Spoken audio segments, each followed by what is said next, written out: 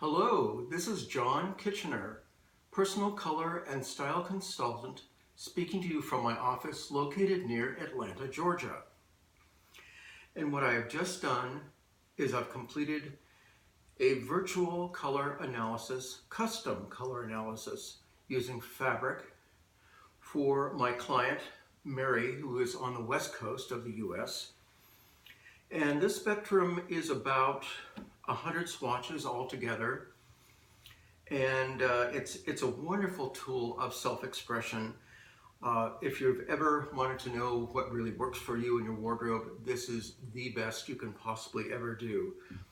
All of us who are trained in my company are trained for 2 years, and we are all artists. We all have at least a bachelor's degree in art.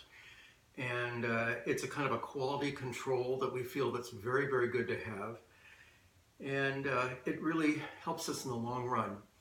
I have done this work for 41 years and have individually consulted over 18,000 clients.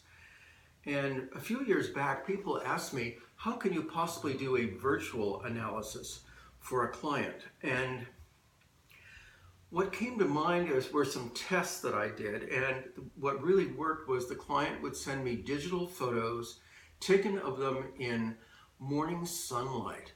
And morning direct sunlight, cloudless sky, clear morning sunlight, straight on sunlight, would actually illuminate the different qualities and colors within the person's complexion. And they would take several shots, not just one, but a side view, a front view, some close-ups and so forth. And asked to see the close-up of the hair, close-up of the eyes, several eye pictures, and several of the mouth area and so forth. But again, not done in shadowed light, because shadow light creates a bluing effect and you get a very inaccurate analysis of the person's complexion. So the client will send me these wonderful photographs of them in an email, and I use my MacBook Pro, which has the Retina display. I'm not reading Retinas. It's the Retina display by Apple. It's the finest quality color calibration you can ever have. Also, I've recalibrated my computer to noon daylight, to 5,000 Kelvin, which is overhead noon daylight. And that's really like a double accuracy. So with the photographs and the wonderful display I get to work from, I can produce a spectrum that's completely individual to the person. And again, we have always done custom color work for people. This is not by season, this is not by type. The file itself has several thousand fabrics in it. And from those fabrics, I can do an individualized analysis for, as I say, each person. And the moods of the colors are very important for that person. For example, here in Mary's reds, she has a deeper red range, a pink to coral range, and some dusky mid-tone kind of rose reds. And these are great for lipstick choices. These would be very good for blush choices. They're also terrific for blouses and dresses and scarves. This next range are the colors which are most opposite from her complexion, and they are called the power colors. Now, power colors, if you're an artist like I am, you think in terms of complementary colors. So the opposite on the color wheel from your coloring or your complexion, or your eye, skin, and hair, would be the colors that are most opposite it, and that would be, in this case, the power colors.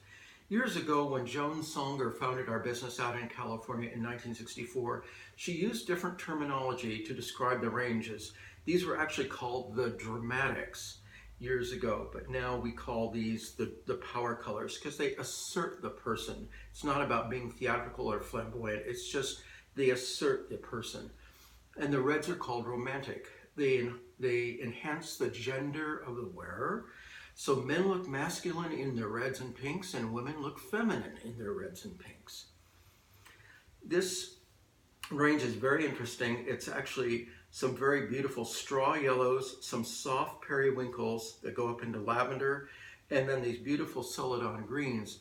Now these are Mary's playful colors. These are sporty colors. They're usually on the lighter side of the palette as opposed to some of the deeper tones you see in the power range. So the lighter colors in this case express an upbeat, sporty, fun quality. These last three are called the sophisticated colors because they are elegant.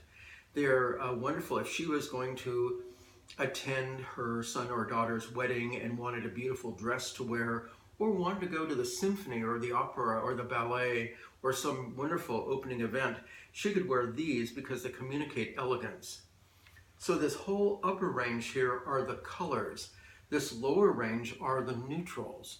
Now a hybrid in between the neutrals and the colors would be the eye color range. These, by the way, are going from stronger to progressively quieter. So this red range and these greens are her two strongest ranges, and this plum purple range is her quietest. So the eye color is the next quietest range down. So when you wear your eye color, it's a calming, peaceful, trustworthy color. It's very important to have an eye color palette or page or several pages, sometimes in some cases, within your personal color spectrum, because it gives you that that wonderful therapeutic kind of feel. Also, people will come up to you and tell you their life story. These are wonderful for therapists, by the way, because they create a sense of calm and trust with their patient. The next group is called the understateds. These are neutral colors, and in this case, we have a mauve to eggplant range, a variation on navies, and these beautiful dark and grayed greens. Now, these are also considered alternatives to black. She can wear black with no problem, but these are great alternatives to black. And the next range she has here are these reserves. Now, this is sort of a taupe to dark brown range. These are grayed browns. They're not redwoody or warm or camel browns at all. That would be very disharmonious with her coloring. She has fairer skin with a warmer undertone, an oval face with some broadness and wonderful cheekbones, and she has these beautiful bluish green eyes. And then, so she has wonderful, wonderful coloring. Every client I see has wonderful coloring. In fact, for me as an artist, it's like doing a portrait every day for someone. So her last two pages are these conservatives, and this goes from black to gray.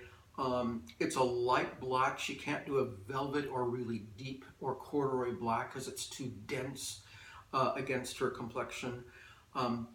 Black works for you if it does. So if you've been told you're a spring or a summer or something in that which we don't use, and been told you can't wear black, you might actually be able to, because we're more about the individual rather than the label. And the label can sometimes mislead people, and anyway, it's not a positive. This last range are her oyster whites. They're a kind of a green to rose to white that are very, very good with her complexion. She only can wear them though in half body amounts because they are on the quiet side. This actual last page are her metals. And she can wear rose gold, yellow gold, shiny silver, and matte silver. And what they are her choices for accessories and jewelry. So overall, the range is wonderful. The way we describe a person's range is by color harmonies. Now again, it's not a label. The idea is it gives a person ideas for color combining. So the overall range is very impressionistic, and we would call it subtle blended. And there is a strong warm secondary in the colors. They also go very mixed and deep too, and that would be the 25% earthy rich that she has within her colors. And then there is also 5% lively bright, which just adds an element of watercolor to the range. It lightens and whitens the colors just slightly. So we're all very, very, very multifaceted. This is then put into a notebook or binder for her to carry when she shops. And the other information that's included is information on necklines, prints and patterns and textures, also color combining, and of course we've just discussed the psychology of the colors, the eye color being calm, the sophisticated color being elegant, and so forth. One person's greens could be somebody else's playful color. It could be somebody else's sophisticated color. Purple could be the most powerful color for an individual. One hue that's missing here is orange. Orange did not work well with her complexion. And in fact, it threw off all the pink and the various tones in her skin. So that became a negative or something disharmonious. And yellow could be somebody's power color. In this case, it's a playful. So it's all about the individual, and that's what we've been about for decades in our business. So it's a pleasure to serve people, to give them tools for life. This is a wonderful tool to shop with. It is the best tool to shop with. You don't have to listen to sales clerks or anybody else around you. You'll have this as something you can always rely upon from age 4 onward. So no matter if you get tan or your hair turns silver, those are just changes of contrast. They're not changes of pigment. So once this is done, it's tools for life. Mary, I hope you enjoy your palette, and this is absolutely a pleasure to do. Thanks so much.